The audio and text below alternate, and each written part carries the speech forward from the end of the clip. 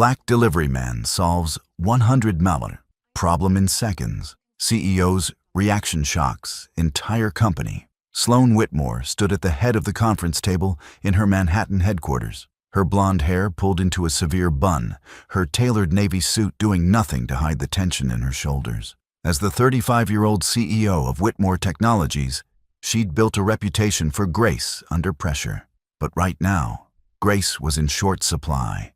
"Explain to me again how we're 48 hours from losing $100 million, she said, her voice dangerously calm. Jasper Chen, her CTO, pulled up another slide showing cascading code failures. "The algorithm we developed for Spectrum Financial, the one they're paying us $100 million for, it's broken. Catastrophically. We've had our best team working around the clock for 3 days, and we can't find the bug. We deliver in 48 hours, or they invoke the failure clause," Delilah Price, the CFO, added grimly. "Which means we not only lose the contract, but we pay penalties of $20 million. Plus, the reputation damage will be—" "I understand the stakes, Delilah." Sloan pressed her fingers to her temples. "Jasper, what do we need? A miracle or a genius? Preferably both." Around the table, the executive team looked exhausted and defeated. They'd been living in the office, surviving on coffee and takeout, throwing everything at this problem, and they were failing. "Camden's team has been working non-stop," Jasper continued. Camden Knox, their lead developer, looked like he hadn't slept in days. "We've brought in external consultants. Nothing. The algorithm runs perfectly in testing, but the moment we integrate it with Spectrum systems, it crashes. We can't figure out why." "Keep trying," Sloan ordered. "I don't care if you have to bring in every programmer in New York. Find the solution." As the meeting dispersed, Sloan remained at the window, staring out at the Manhattan skyline. She'd built Whitmore Technologies from a small startup into a billion-dollar company over 12 years. This contract with Spectrum Financial was supposed to be her crowning achievement, proof that she could compete with the tech giants. If they failed, everything she'd built would be tarnished. Her assistant, Isla Brennan, appeared in the doorway. "Ms. Whitmore, you have a delivery?" "Not now, Isla. I'm not expecting anything. It's your lunch order from yesterday that got delayed. Should I have security turn them away?" Sloan waved her hand dismissively. "Fine. Just sign for it and send them away. I'm not hungry anyway." What she didn't know was that the delivery man waiting in the lobby was about to change everything. Quincy Barrett had been a delivery driver for Quick Serve Logistics for 2 years. At 31, he'd taken the job out of necessity. His dreams of being a software engineer derailed by circumstances, student debt, and a degree from a state school that employers dismissed in favor of Ivy League candidates. "Barrett, you're up," his supervisor Fletcher Cobb called out. "Whitmore Technologies, Midtown. Lunch delivery from yesterday that got rerouted." "Got it." Quincy grabbed the insulated bag and headed out. He'd delivered to Whitmore Technologies before. Their building was state-of-the-art, all glass and steel, the kind of place that made him think about the career he'd planned before reality intervened. He'd graduated top of his class in computer science, had brilliant ideas and innovative solutions, but between being black and lacking the right connections, he'd never gotten past HR screening at companies like this. "Delivery for Ms. Whitmore," he told the security guard Tate Reynolds. Tate, an older black man who'd always been friendly, waved him through. "They're having some kind of crisis up there. Whole executive floor's been locked down for days. Hope it's nothing serious. Between you and me, heard it's bad. Real bad. But hey, you didn't hear it from me." Quincy took the elevator to the executive floor. The hallways were unusually quiet, and through glass conference room walls, he could see clusters of exhausted-looking people staring at screens. Isla met him at the reception desk. "Just set it down here. Ms. Whitmore probably won't even eat it." "That bad, huh?" "You have no idea. They're on the verge of losing the biggest contract in company history because of some software bug no one can fix. It's chaos." Quincy set down the bag, but something Isla had said caught his attention. Through the open door of the main conference room, he could see code projected on multiple screens, and even from 20 feet away, he recognized the problem. "Wait, is that a recursive loop error in a financial modeling algorithm?" Isla blinked. I don't know what that means. "You understand this stuff?" "I have a degree in computer science, and I'm pretty sure I can see the problem from here." "You're joking." "I'm not. That algorithm, It's trying to account for real-time market fluctuations using a time-stamped verification system, right? But they've got the verification running inside the fluctuation calculator instead of parallel to it. Every time the market data updates, it triggers a re-verification of the entire dataset, which creates an infinite loop that crashes the system. Isla stared at him like he'd spoken a foreign language. How could you possibly know that? Because I wrote a similar algorithm in grad school. Made the same mistake initially. Took me 3 days to figure it out, but once I did, the fix was simple. You just separate the verification protocol and run it as an independent check after calculation completion, not during. Are you serious right now? A delivery driver just diagnosed our $100 million problem by glancing at a screen? I'm serious, but I'm guessing your CEO wouldn't want to hear solutions from someone like me. Someone like you? A delivery driver. A black guy with no connections and a degree from a school nobody's heard of. Trust me, I know how this works. But Isla was already pulling out her phone. Stay here. Don't move. 5 minutes later, Sloan Whitmore swept into the reception area, Jasper and Camden trailing behind her. She looked exhausted, stressed, and deeply skeptical. Isla says you can fix our algorithm. Her tone made it clear she thought this was a waste of her time. I believe I can identify the problem. Yes, ma'am. You're a delivery driver.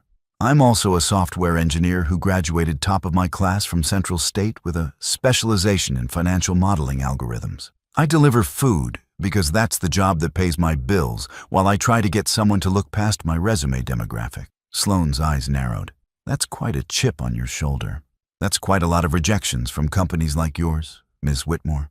If you're here to make a point about diversity hiring, I'm here to deliver your lunch. But I happen to see your problem, and I happen to know the solution. You can take it or leave it. Either way, I need you to sign for the delivery so I can get back to work. Something in Quincy's directness cut through Sloan's stress and irritation.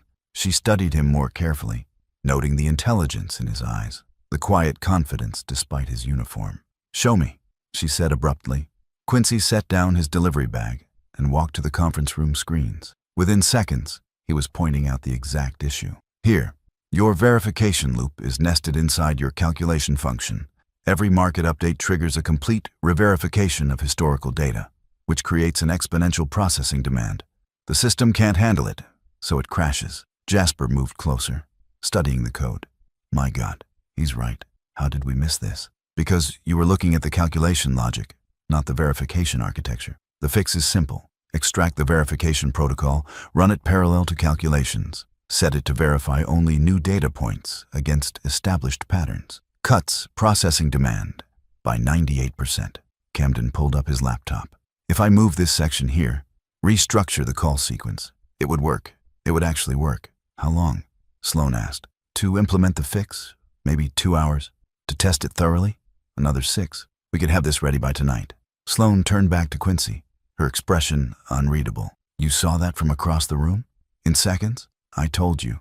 I made the same mistake in grad school. Spent 3 days debugging before I figured it out. Once you've solved a problem, you recognize it everywhere. Why are you delivering food instead of working here? Because I've applied to Whitmore Technologies 11 times in the past 3 years. Never made it past the initial screening. Apparently my degree isn't prestigious enough. The words hung in the air. Sloan felt heat creep up her neck. Embarrassment, shame, anger at her own HR processes. Jasper Camden. Implement his solution. I want hourly updates. She turned to Quincy. You, come with me. In Sloan's office, she gestured to a chair. Sit. Talk. I want to understand how our HR department rejected you 11 times. With all due respect, Ms. Whitmore, you know how. I don't have an Ivy League degree. I don't have connections or internships at prestigious firms. I'm a black man from a working-class background who went to a state school. Your screening algorithms probably flagged me as not a cultural fit before any human ever saw my application. That's not how we operate. Isn't it? Let me guess. Your HR software uses predictive analytics to screen candidates. Those algorithms are trained on data from your current successful employees, right? And how many of your current employees are black? From non-elite schools? From working-class backgrounds? Sloan wanted to argue, but she couldn't. She pulled up her company demographics on her computer. Out of 280 employees, only 12 were black. Only 37 had degrees from non-Ivy League schools. The data was damning. I didn't realize. Most people don't. That's the problem with algorithmic bias. It feels objective, scientific, but it just codifies existing prejudices. You just saved this company $100 million by glancing at a screen. How many other talented people are we missing because of these screening processes? Thousands, probably. But Ms. Whitmore, I didn't come here to lecture you about diversity. I came to deliver your lunch, which got delayed, giving you the opportunity to see our problem. That's remarkable timing. Or fate, or luck. Call it what you want. Sloane studied him, really studied him for the first time. He was handsome in a way she hadn't let herself notice initially, with intelligent eyes and a quiet dignity that made her feel small for her assumptions. What's your name? Quincy Barrett. Quincy, I want to offer you a job. Here, in our development department, working on projects like the Spectrum contract. I appreciate the offer, but I'm not interested in being your diversity hire. Your token black employee you bring in to ease your conscience about your biased screening process. That's not. I'm offering you a job because you're brilliant. Because you solved in seconds what my team couldn't solve in days. Because you're exactly the kind of talent this company needs. But you didn't know that until I solved your problem. When I was just a delivery driver walking through your lobby, I was invisible. Quincy, the software engineer with a brilliant mind, he didn't exist to you. Only Quincy, who solved your crisis, gets to be seen. The accuracy of his observation stung. You're right, and I'm sorry. But Quincy, please, let me make this right. Let me offer you the opportunity you should have had years ago. Why? Guilt? Or because you actually see value in people who don't fit your usual mold? Both. Is that honest enough? For the first time, Quincy smiled slightly. It's a start. Hello, my Stop Racism family. Thank you for tuning in today. Before we dive deeper into this beautiful love story, I want to hear from you. Where are you watching from? Drop your country and state in the comments below. Also, I'd love to know your thoughts. What did you think of the story so far? Do you believe love can truly conquer prejudice? Let us know in the comments. We love reading them, and trust me, your words motivate us to keep making these videos. Let's make this video reach at least 50 comments. Your support means the world to us, and it drives us to create even more meaningful content for you. So don't forget to comment, share, and keep spreading love. By midnight, Quincy's solution had been implemented and tested. The algorithm ran flawlessly, integrating with Spectrum systems without a single crash. The relief in the office was palpable. It's perfect, Jasper announced. We're running continuous stress tests, and it's handling everything we throw at it. Quincy, you saved this company. Word had spread through the building. The delivery driver who'd solved their $100 million crisis was now something of a legend. But not everyone was pleased. Vaughn Sterling, a senior board member, cornered Sloane in her office. I heard you offered the delivery boy a position here. His name is Quincy Barrett, and yes, I offered him a job. He's earned it. Based on one lucky observation? Sloane, we have standards. We hire from top-tier schools, people with proven track records. Quincy has a track record. We just never looked at it because our biased screening process dismissed him before any human saw his qualifications. So now we're a charity, hiring people to make ourselves feel better about diversity. We're hiring the person who saved us from financial catastrophe. Vaughn, Quincy identified and solved a problem that stumped our entire development team. If that's not proven track record, what is? It's also convenient that he's black, isn't it? Great optics for the company. Get out of my office. And Vaughn, if you have a problem with me hiring the most qualified candidate, regardless of where he went to school or what he looks like, we can discuss your position on this board. After Vaughn left, Sloane felt drained. She'd never thought of herself as prejudiced. She'd built her company on meritocracy, on finding the best talent. But how much talent had she missed because her definition of best was too narrow? Her phone buzzed. Quincy, asking if they could talk. They met in the empty cafeteria at 1 a.m. Quincy had gone home to change out of his delivery uniform, now wearing jeans and a button-down shirt that made him look younger, more relaxed. I've been thinking about your offer, he said. And I have conditions. I'm listening. 1. I want to review your hiring processes. All of them. The algorithms, the screening criteria, everything. If I'm joining this company, I want to help fix the systems that kept me out for 3 years. Agreed. 2. I don't want special treatment. I want to be judged on my work, not used as a diversity token for PR purposes. Of course. 3. I want it in writing that my compensation and advancement opportunities will be identical to colleagues with similar experience and education, regardless of where they went to school. Done. Anything else? Yeah. I want to know why this matters to you. You're a white CEO of a successful tech company. You could have just paid me a consultant fee for the solution and sent me on my way. Why are you actually trying to change things? Sloan was quiet for a moment. Honest answer? Please. Because I saw myself today, in Vaughn, in our HR processes, in the assumptions I didn't even realize I was making. You were invisible to me when you walked in as a delivery driver. I looked right through you, and when you proved your value, my first instinct was to feel defensive instead of ashamed. That's not who I want to be. That's admirably honest. I'm also attracted to you, which complicates everything. The admission hung between them. Quincy raised his eyebrows. That's unexpected. Inappropriate, probably. You'd be my employee, there are power dynamics, and I'm sure HR would have a field day with the CEO admitting attraction to a new hire. But you asked for honesty. I appreciate honesty. And for the record, I'm attracted to you too. You're brilliant, driven, and when you're not being unconsciously prejudiced, you're actually pretty amazing. High praise. But you're right. It's complicated. You're my potential boss. You're white, I'm black. There are optics and power dynamics and 1,000 reasons this would be a terrible idea. So we table it. Focus on the professional relationship. See what happens. Agreed. But Sloan, thank you for being willing to actually change, not just talk about change. That matters.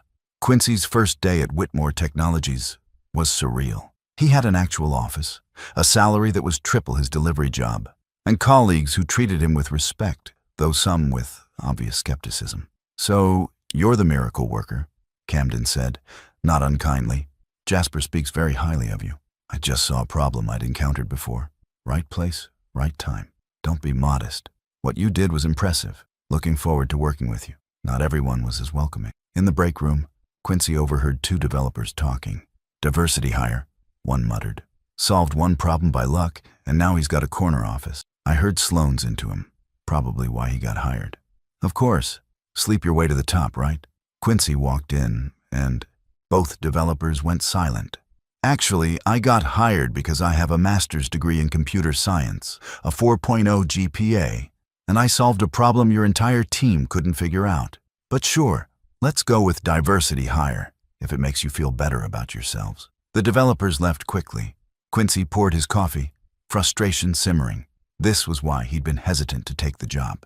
The assumptions, the whispers, the constant need to prove he belonged. Roz Hartley, the HR director, found him later. I heard about the break room incident. I'm sorry. Those employees will be spoken to. Don't. It'll just make me the guy who can't handle workplace banter.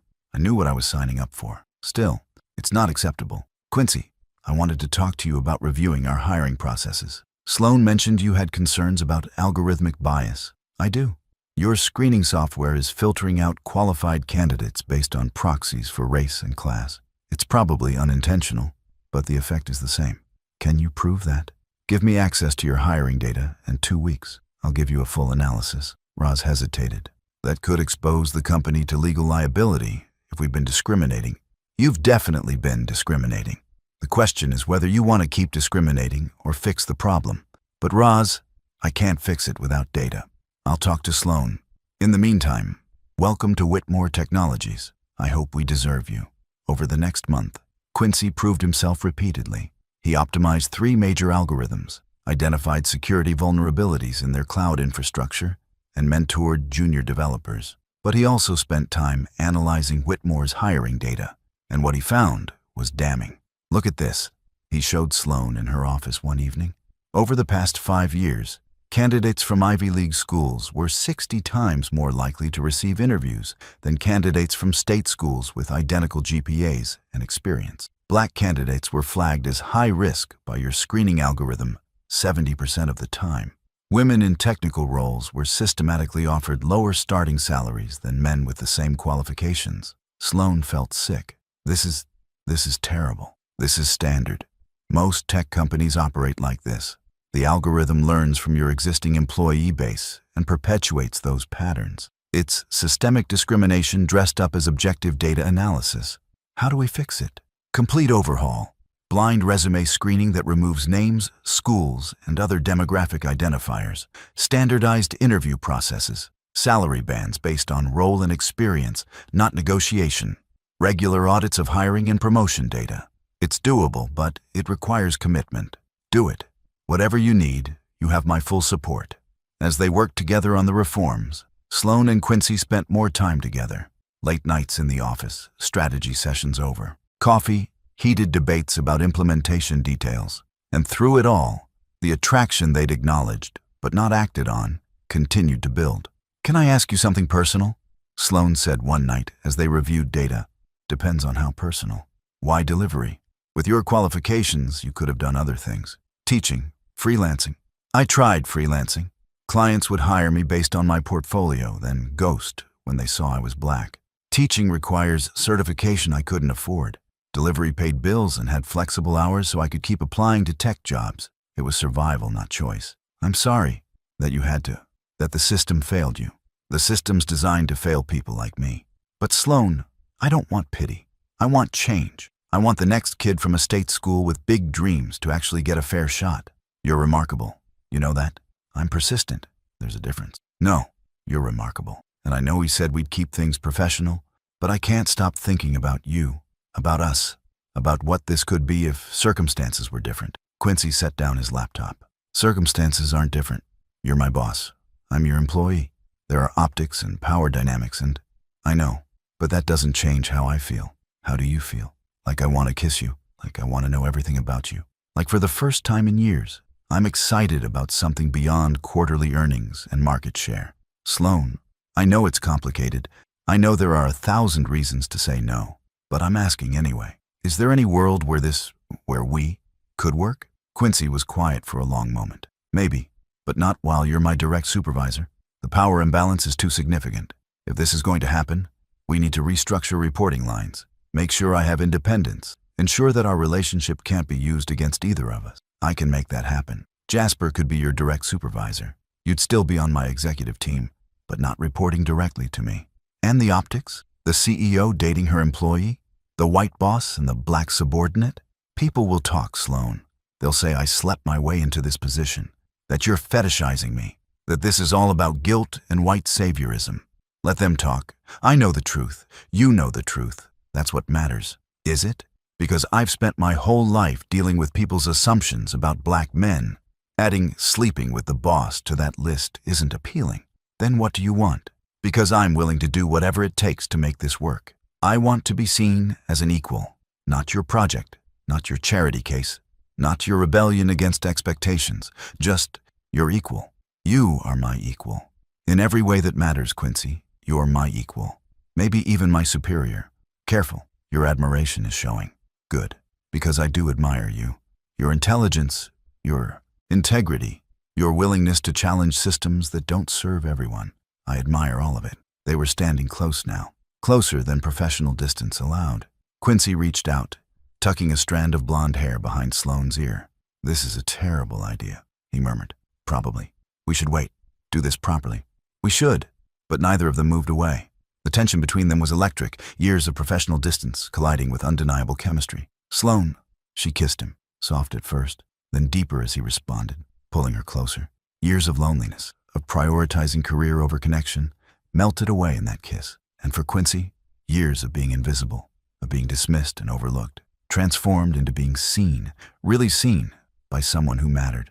When they broke apart, both were breathless. That was, Sloan started. Unprofessional? Complicated? Probably a terrible idea. I was going to say perfect, but those things too. So what now? Now we do this right. I restructure reporting lines. We're transparent about the relationship. We prove to everyone that this is real, that it's based on genuine connection and mutual respect. And if people don't believe that, if they assume the worst, then we prove them wrong, together. Restructuring took 2 weeks. Jasper became Quincy's direct supervisor, with Quincy taking on a new role as Chief Innovation Officer, a position that gave him authority and independence while reporting to the CTO rather than the CEO. "This is a big promotion," Jasper said. "Well-deserved, but it's going to raise questions." "Let it. I've earned this position. My work speaks for itself." "It does. And Quincy, I'm glad you're here. You've changed this company for the better in ways that go beyond algorithms and code. The announcement of Sloan and Quincy's relationship came at the quarterly all-hands meeting. Sloan addressed the company directly. I want to be transparent about a personal matter that could affect company perception. Quincy Barrett and I have begun a relationship. I know this raises questions about propriety, power dynamics, and professional ethics. To address those concerns, we've restructured reporting lines to ensure no conflicts of interest. Quincy now reports to Jasper, not to me directly.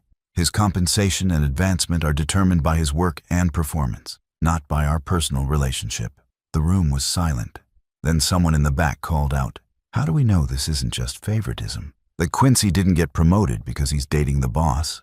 "Because my work speaks for itself." Quincy stood up, his voice calm but firm. "I've optimized major algorithms, identified security vulnerabilities, and overhauled hiring processes in the 3 months I've been here. I've proven my value repeatedly, and frankly, the fact that you're questioning my qualifications says more about your biases than my competence. But you have to admit the optics are bad." The questioner persisted. "The CEO dating a black employee she hired. It looks like tokenism. Or it looks like two adults forming a genuine connection based on mutual respect and shared values." Sloan interjected. "I understand your skepticism, but I'm asking you to judge Quincy on his merits, not on assumptions about our relationship." After the meeting, the fallout was swift. Some employees were supportive. Others, like Vaughn, were openly hostile. "This is exactly what I warned you about." Vaughn confronted Sloan. "Now the whole company knows you're compromised, that you hired someone you're romantically involved with. I hired someone who saved this company $100 million. What we choose to do in our personal lives is our business. It becomes the company's business when it affects judgment, reputation, stock price. Our stock is up 18% since Quincy joined.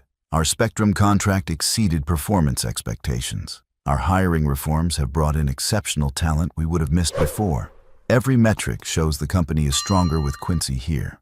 So Vaughn, unless you have actual evidence of compromised judgment rather than just prejudice masquerading as concern, I suggest you focus on your own responsibilities. How's this story hitting you so far?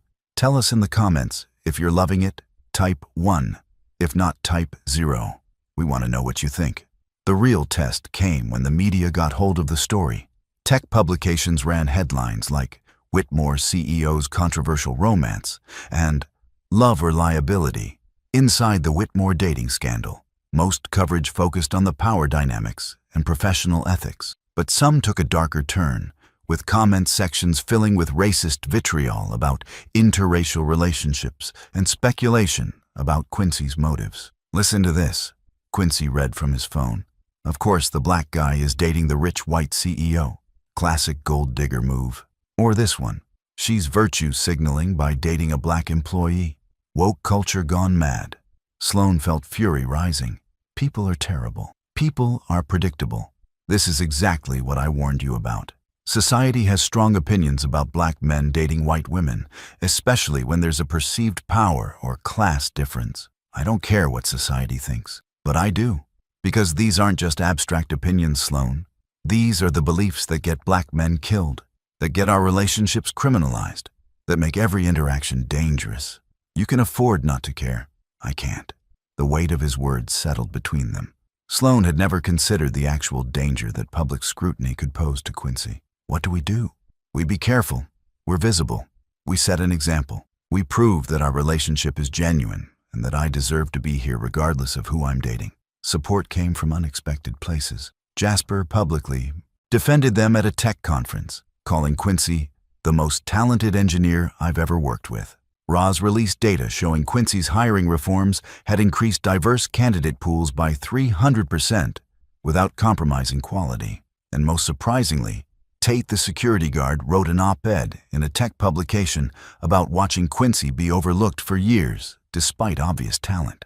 "This young man came through our lobby for 2 years, delivering food, and he was invisible," Tate wrote. "Not because he wasn't remarkable, but because we only saw his uniform, his skin color, his job title. When he finally got a chance to show his value, he transformed an entire company. How many other brilliant minds are we missing because we can't see past our prejudices?" The op-ed went viral. Suddenly, the narrative shifted from controversial CEO romance to systemic barriers in tech hiring. Quincy became a face for qualified candidates who'd been overlooked due to bias. "I didn't ask to be a symbol," Quincy told his best friend Cleo Washington over dinner. "But you are one. And Quincy, you're using that platform to create change. That matters."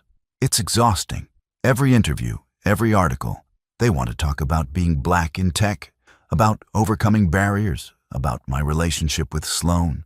No one just wants to talk about my actual work. Because your work is excellent, but not surprising to them. Your existence as a black man who succeeded despite systemic barriers, that challenges their worldview. That makes them uncomfortable, and discomfort creates change. The real test came when Sloan met Quincy's mother, Miriam Barrett. The meeting was tense from the start. "So, you're the CEO?" Miriam said, her tone neutral but her eyes assessing. "Yes, ma'am. It's wonderful to meet you. And Quincy speaks so highly of you. And you're dating my son, the son you rejected for employment 11 times. "Mom," Quincy started, but Miriam held up a hand. "No, let me speak. Ms. Whitmore, my son is brilliant. He's worked harder than anyone I know to get where he is. And for years, companies like yours told him he wasn't good enough because he didn't go to the right school, didn't have the right connections. Now suddenly you see his value because he saved your company. Forgive me if I'm skeptical. You have every right to be skeptical," Sloan said quietly. "I failed your son. My company failed him. Our hiring processes were biased, and Quincy paid the price for that. I can't undo those years of rejection, but I can promise you that I see him now, really see him, and I'm committed to ensuring no one else has to fight as hard as he did just to get a chance." Pretty words. But I've heard pretty words before from people who claimed to value my son, then disappeared the moment things got difficult. What happens when dating a black man becomes inconvenient for your career? When your board pressures you to end this relationship? When society's racism becomes more than you want to deal with? Then I deal with it. "Mrs. Barrett, I love your son, not because he saved my company or because he's a brilliant engineer, because he's kind and principled and challenges me to be better, because he sees the world clearly and fights to make it more just. I love him, and I'm not going anywhere. We'll see. Love is easy when it's new. It's the staying that's hard." But over dinner, Miriam softened slightly. She watched how Sloan and Quincy interacted, the easy affection, the intellectual chemistry, the genuine respect. By the end of the evening, she pulled Sloan aside. "You hurt my son, and you'll answer to me. Understood?" "Completely understood." "But Sloan, thank you for finally seeing what I've always known, that my boy is exceptional. Don't ever let him forget that." Meeting Sloan's parents was equally challenging. Her father Graham and mother Celeste were old money Connecticut, and their reaction to Quincy was painfully predictable. "He seems nice," Celeste said, her tone suggesting nice was not a compliment. "He's brilliant, Mom. Chief Innovation Officer at my company, transforming how we think about technology and equity. But darling, is this serious? Or are you just exploring?" "Exploring?" Sloan's voice was dangerous. "You know what I mean. You've never dated anyone like him before." "Like him? You mean black?" "Say it, Mom. You mean you're uncomfortable with me dating a black man?" "Don't put words in my mouth. I'm concerned about the professional complications, the public scrutiny." "You're concerned about what your country club friends will think," Graham interjected. "Sloan, your mother and I just want you to be happy, but you have to consider the implications. Your position, your company's reputation, are stronger than ever. Quincy has been an asset in every possible way. And Dad, if you can't accept him, you can't be part of my life. I'm not 17 anymore. I don't need your approval." The ultimatum hung heavy. Eventually, Graham sighed. "Bring him to dinner. Let us get to know him properly. We may surprise you." The dinner was awkward, but civil. Quincy navigated the minefield of Sloan's parents' barely concealed prejudices with grace, answering their pointed questions about his background and qualifications without showing the frustration Sloan knew he must feel. "You're handling them better than I am," she whispered as they left. "I've had practice. Your parents are hardly the first people to question whether I belong in their world. I'm sorry. You shouldn't have to prove yourself to them. But I do, because they're your family and I love you. So I'll smile and answer their question and pretend their skepticism doesn't hurt. That's the price of admission. It shouldn't be, but it is. And Sloan, I need you to understand something. This Us, it's always going to be complicated. People will always have opinions. Your family, my family, society at large. We'll face prejudice and judgment and assumptions. Are you prepared for that? Yes, because you're worth it. Promise me you won't grow to resent me. Resent the complications, the scrutiny, the constant need to defend our relationship. I promise. Quincy, you're not a complication. You're the best thing that's ever happened to me. 12 months after Quincy had walked into Whitmore Technologies to deliver a forgotten lunch, the company held its annual shareholders meeting. The transformation was remarkable. Diverse hiring had increased by 400%. Employee satisfaction was at an all-time high. Innovation metrics exceeded projections, and the company's reputation had shifted from exclusive tech firm to inclusive industry leader. Quincy presented the annual innovation report, detailing new products, process improvements, and technological advances. The shareholders gave him a standing ovation. "A year ago, I was delivering your lunch," Quincy said during the Q&A.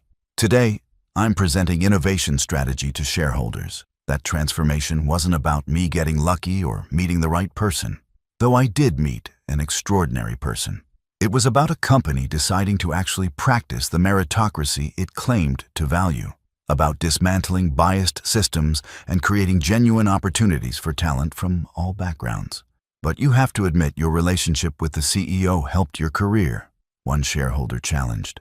"My relationship with Sloan happened after I'd already proven my value. And frankly, the scrutiny that relationship brought has meant I've had to work twice as hard to prove I deserve this position. So no, dating the CEO hasn't been a career advantage. It's been an additional challenge I've had to navigate." After the meeting, Sloan found Quincy on the roof terrace. "You were amazing up there." "I was honest. That's all I can be." "I have something for you." Sloan pulled out an envelope. Inside was a letter, an admission of guilt from the HR software company that had built Whitmore's original screening algorithms, acknowledging that their system had systematically discriminated against candidates from non-elite backgrounds and minorities. "They're settling a class action lawsuit," Sloan explained. "Quincy, you were right about everything. The bias, the discrimination, the systemic barriers, and companies across the industry are finally being held accountable. This is big, really big. You started this. Your analysis, your advocacy, your willingness to speak truth to power. You changed more than just our company. You started a movement. We started a movement. Sloan, I couldn't have done any of this without you being willing to listen, to change, to actually implement reforms. Partners? Always." She kissed him there on the roof, the Manhattan skyline behind them, the company they'd transformed together, below them. A year ago, she'd been a CEO convinced her company was a meritocracy. He'd been a delivery driver convinced he'd never get a fair chance. Now they were partners, in work, in life, in the ongoing fight to make technology more equitable and inclusive. "I love you," Sloan said. "I love you too. Even though you initially rejected my job application 11 times, would you ever let me live that down? Probably not, but I'll love you anyway." 2 years after the delivery that changed everything, Quincy stood in the Whitmore Technologies lobby with a group of new hires. They were young, diverse, from all kinds of educational backgrounds. Exactly the kind of talent the company had been missing for years. "Welcome to Whitmore," he told them.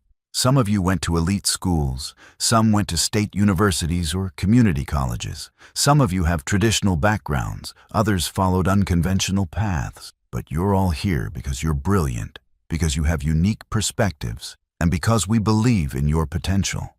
Among the new hires was a young black woman from a state school who reminded Quincy of himself. "Thank you," she said after the orientation, "for creating a company where people like me actually get a chance. Don't thank me.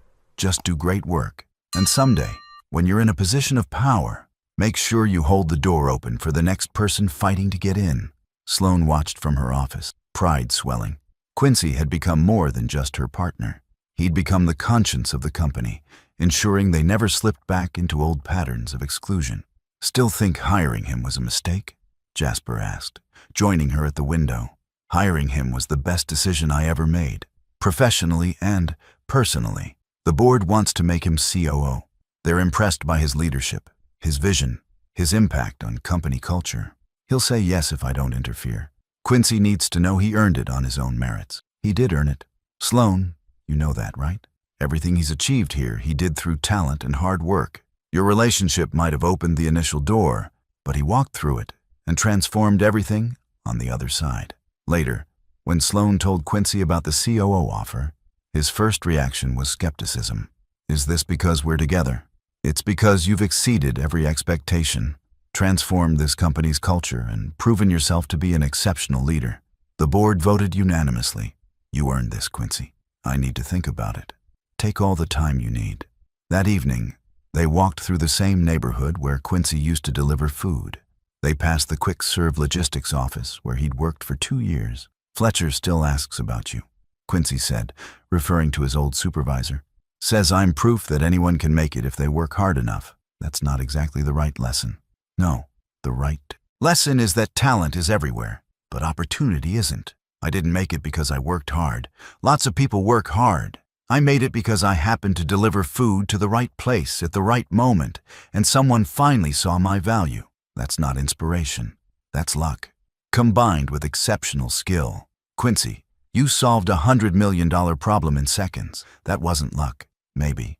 But how many other brilliant people are out there right now, working delivery jobs or retail positions, never getting the chance to show what they can do? The system didn't work for me. I just got lucky enough to bypass it. Real change means fixing the system, which is exactly why you should take the COO position. So you can keep fixing systems, keep opening doors, keep creating opportunities for people who deserve them. Quincy stopped walking, turning to face her. If I take this job, people will still say I got it because I'm dating you. Let them. We know the truth. Your work speaks for itself. And us? Where do we go from here? Sloan pulled out a small box, dropping to one knee right there on the sidewalk. I was thinking we could get married, if you're interested. Quincy stared at the ring, a simple platinum band that somehow captured everything they were together. You're proposing? Here? Now. I'm proposing where our story started. In this neighborhood, where you worked delivering food, where you were invisible to so many people. I want to marry you here, in the place that represents everything you overcame. Quincy Barrett, will you marry me? People are going to have so many opinions about this. I don't care. Your parents are going to be horrified that you proposed instead of waiting for me to do it. I really don't care. The media is going to have a field day with the CEO proposing to her COO. Quincy, are you going to keep listing objections, or are you going to answer the question? He pulled her to her feet, kissing her deeply. Yes, obviously yes. But I'm buying you a ring too, because I refuse to be the only one with visible proof of commitment. Deal. They stood there on the sidewalk where Quincy used to park his delivery van, now engaged, now partners in every sense. The delivery driver who'd solved a $100 million problem had become COO. The CEO who'd been blind to her own biases had become an advocate for equity and inclusion. And together, they'd proven that love really could transcend prejudice, that people could change, that systems could be reformed, and that sometimes the most important delivery wasn't food. It was truth, opportunity, and the courage to see people as they truly were. I love you, Sloan said. I love you too. Now let's go tell the board I'm accepting their offer, and then we can start planning a wedding that will probably scandalize both our families. Sounds perfect, and it was.